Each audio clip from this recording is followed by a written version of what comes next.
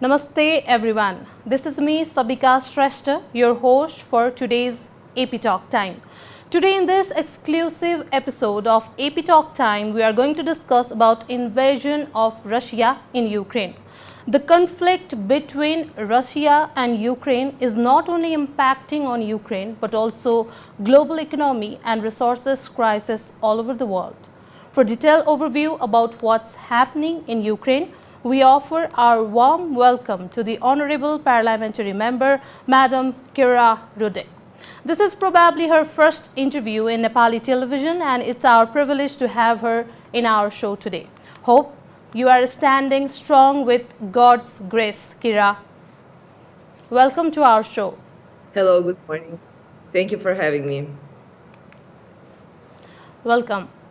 So, the world is wondering about what actually is happening in Ukraine. Could you please explain us with some detail that what is going on there at the moment right now?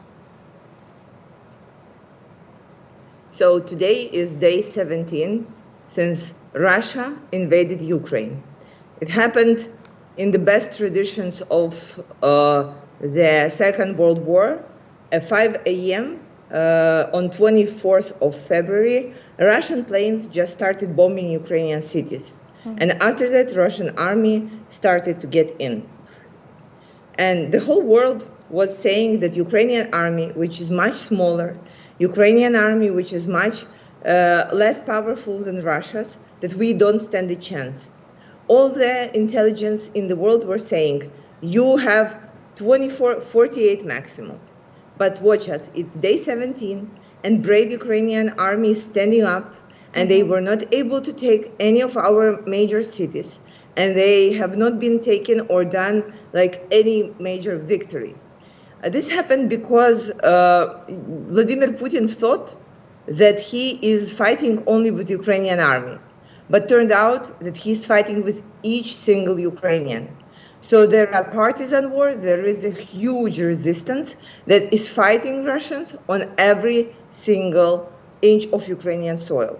I myself decided to bear arms, and I'm protecting my country, and I assembled the resistance crew that is training along with me, so we will be ready to fight when the Russians come. Russian army is not doing very well on the ground. As of right now, on the day 17, 15,000 Russian soldiers were killed. This is more than Russia lost in any of its wars over the years. However, Russian army is dominating in the sky. So they are destroying our cities, they are destroying our people, and they are destroying our land. This is why we are ready to fight on the ground. However, we are asking for additional support from our allies in the air so we could fight them as effectively. I am right now in Kiev, the capital of Ukraine. And when we are sitting and talking, the space behind me is being bombarded, and we hear the sirens that we need to go to the bomb shelters. This happens around 10 times a day. So 10 times a day, Russians are bombarding the peaceful city with the hope that we will be scared, afraid, and go away. Well, we are not going anywhere. We are going to fight, and we are going to make sure that Russian soldiers will get away from our land. Kira, we can feel the situation even though we cannot feel what's physically happening with you guys over there. But as you have explained what type of torture you are going through right now, and I have seen that women's, children's, everyone's are suffering right now. So what are the countries that are helping you people in this time of need? So first of all, the humanitarian catastrophe in Ukraine is obviously terrible. 3 million refugees fled to the Europe, and more fled inside the country. Putin's forces are bombarding peaceful cities, and the last bombardment was of the maternity hospital in Mariupol, where people and women and little children were just like trying to get some help. And this is absolutely unbelievable and unprecedented. all the democratic countries are helping out Ukraine. They do understand that there couldn't be any other side than to help Ukraine and not the crazy tyrant who invaded our country. There are countries that are neutral, and there are countries that are supporting Russia. Well, I don't know if there is anybody who is supporting Russia, but all in all, it is. I think it's North Korea who is supporting Russia. This is why we are super thankful to everybody who is sending us aid, who is providing us with military, who is providing us with finances, who is providing us with medical support, etc. Your leader, Volodymyr Zelensky, has delivered a scorching attack on NATO too, right? Criticizing it for refusing to enforce no-fly zone. Would you explain what went wrong with his and his people's calculation? So, NATO did not provide us with no-fly zone yet. However, there is a difference between not providing a no-fly zone and attacking a sovereign country. And Russia is the country who is solely responsible for the war in Ukraine. And this is why all the countries in the world are united to make Russia a new North Korea. And these countries are doing it very well. So Russia right now is disconnected from all the financial resources, Visa, MasterCard, McDonald's, Instagram, Facebook, all the big four auditory companies. All the Russian banks are disconnected from SWIFT.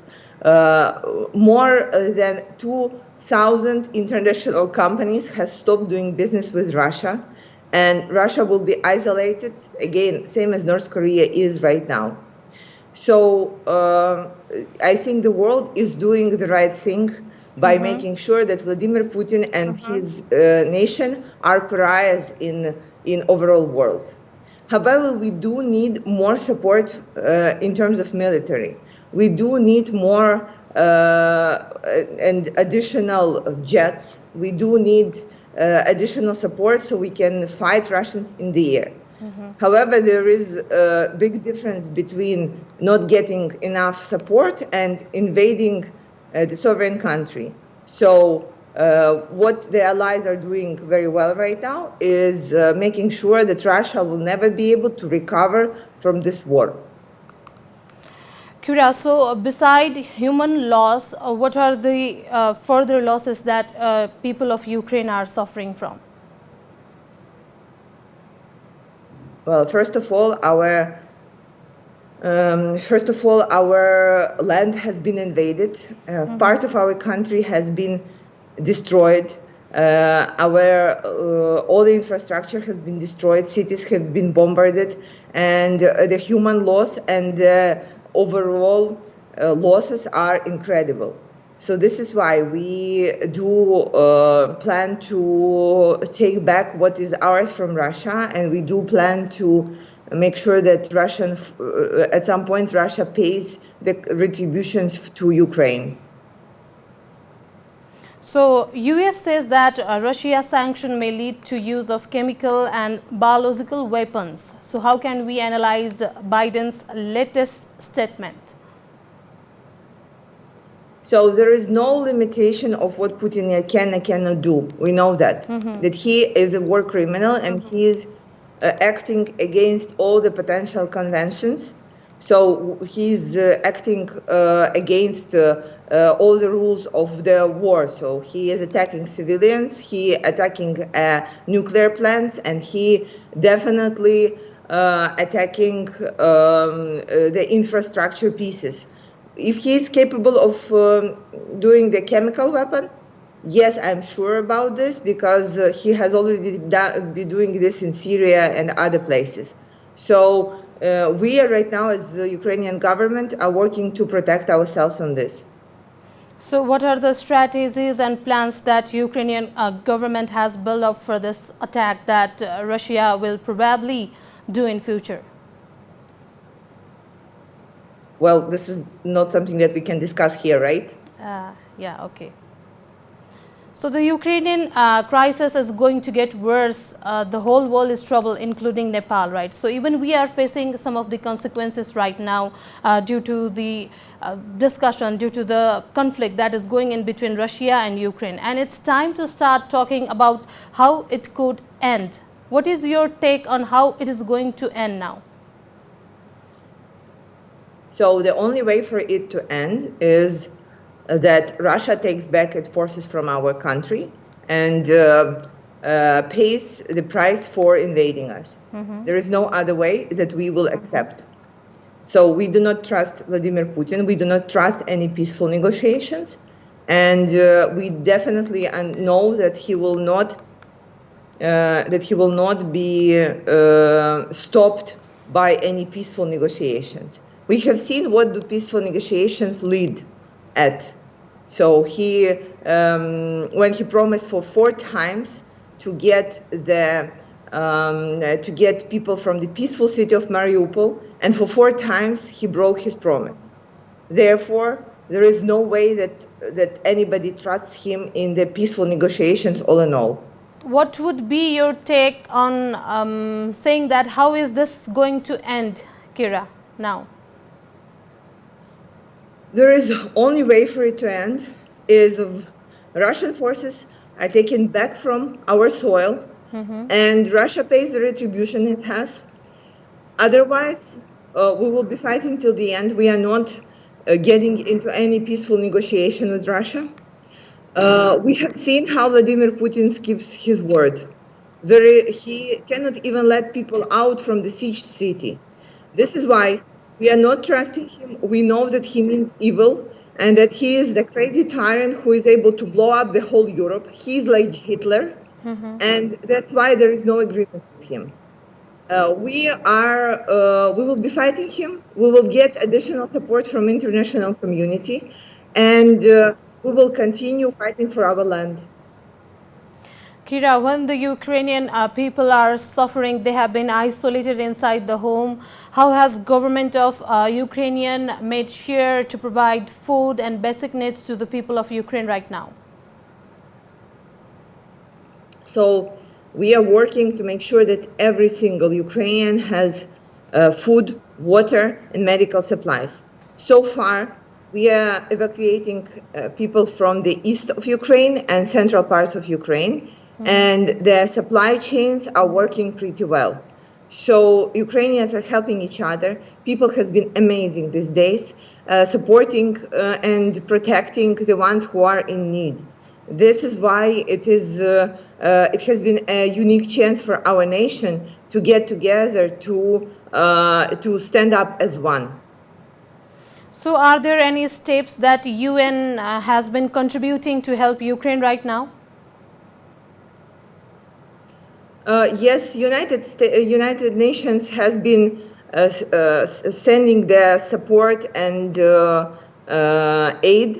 However, it is what we need right now is making sure that Russia goes away. I don't think this war can be ended by just supporting Ukrainian people. We need to support our forces so they can fight back to just remove Russian occupants from our country. Kira, so one of the major reasons of Russian attack is Ukraine's willingness and efforts to join NATO, right? But now after bearing all this destruction, leaders of Ukraine seems to have changed the mind about this. Shouldn't it have been decided long before? It is decided long before. We have it written in our constitution. Ukraine people said their position. We want to join NATO. We want to join European Union. Why does Russia has a say in it? Like, how is a sovereign country can tell another country what to do and what not to do? This is why we are not changing our mind. We are not changing our position on this. And Russia just needs to go away and mind its own business. So it's not true that Ukraine wasn't planned to join NATO or any other EU countries, right? It's not true. It is written in our constitution that we want to join EU and NATO. And it's not up to president to decide. This is Ukrainian people who decide. So as a sovereign country, Ukraine has the right to decide whether or not to join any organization or a military bloc. But does this sovereignty cost more than the lives of innocent people? We know how Putin acts. And we know that he wouldn't stop. He was very adamant. He said, I want to take Ukraine, I want to take Poland, I want to take Lithuania and Lithuania. So I do not believe that there is the negotiations about the neutral status or anything will stop him. Especially that right now Ukrainian army is doing very well on the ground and we are pushing him back. But if this is the situation where he attacks, so we will change our mind.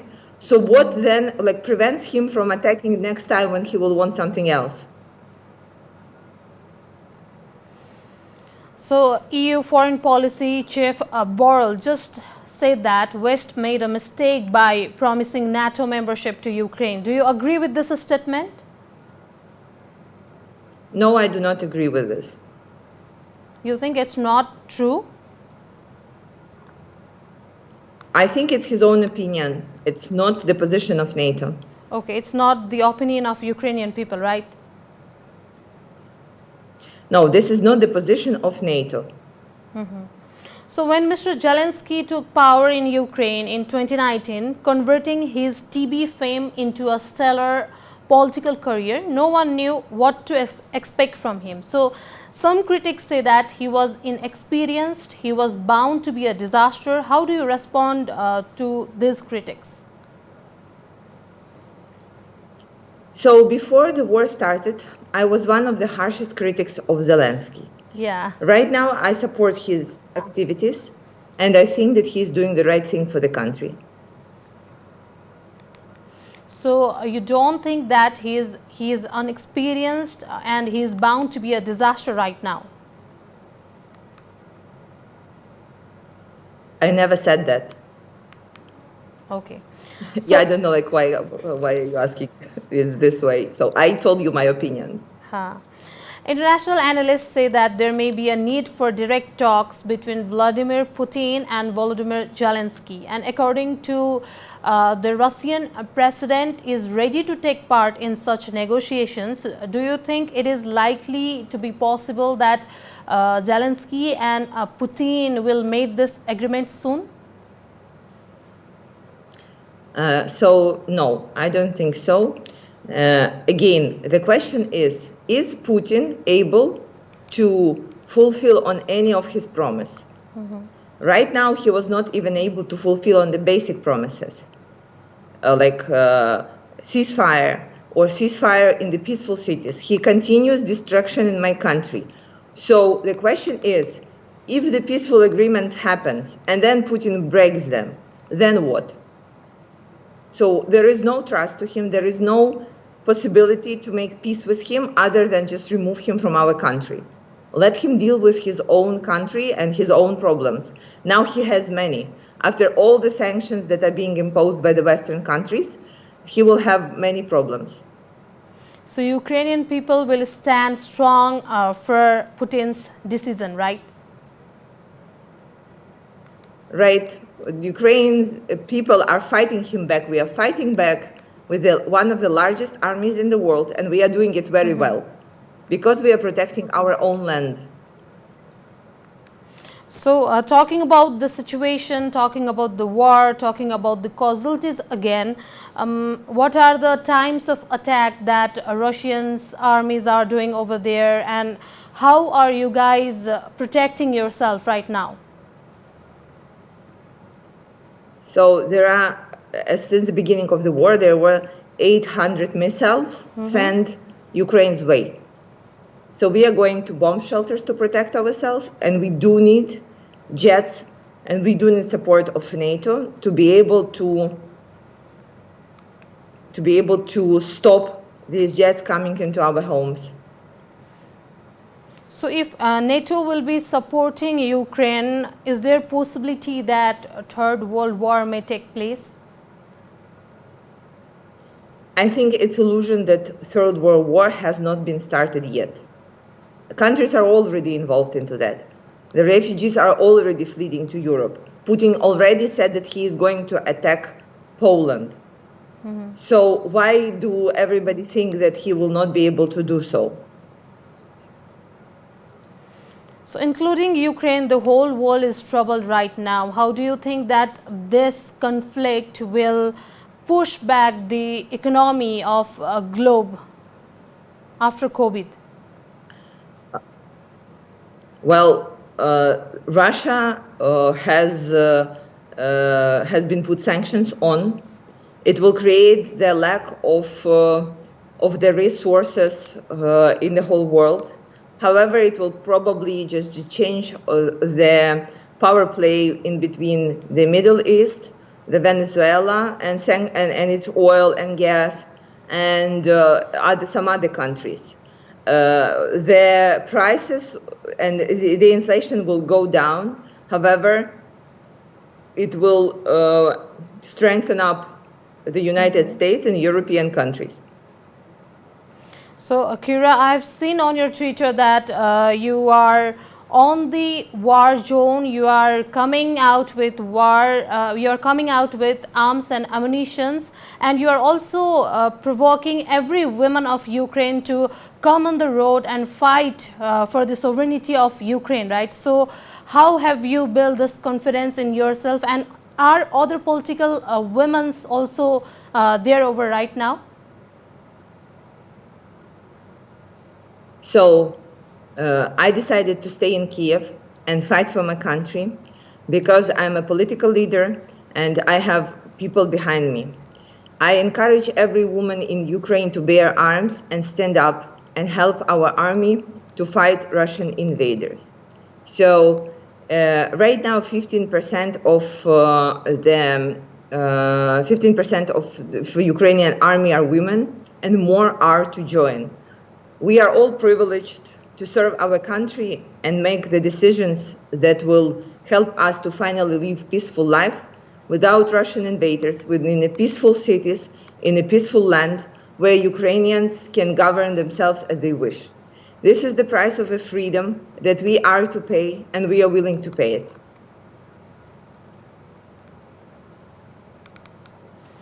What do you think that will NATO help Ukraine after all this Ukraine is suffering?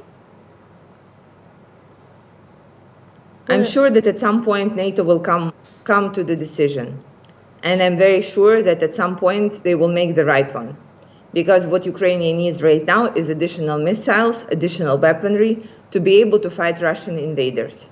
So I'll also like to know what civilians think right now. So are the views of civilians similar to the views of Zelensky and all the political leaders of Ukraine? Yes, right now everybody is willing to fight for their country. And we have still lines in the military stations where people want to join, because people want to make sure that we do protect our country. So to the families who has suffered, to the family who has lost their family members, what is Ukraine government doing to assist them right now? Right now we are helping out the refugees. We are providing them with the homes and the food.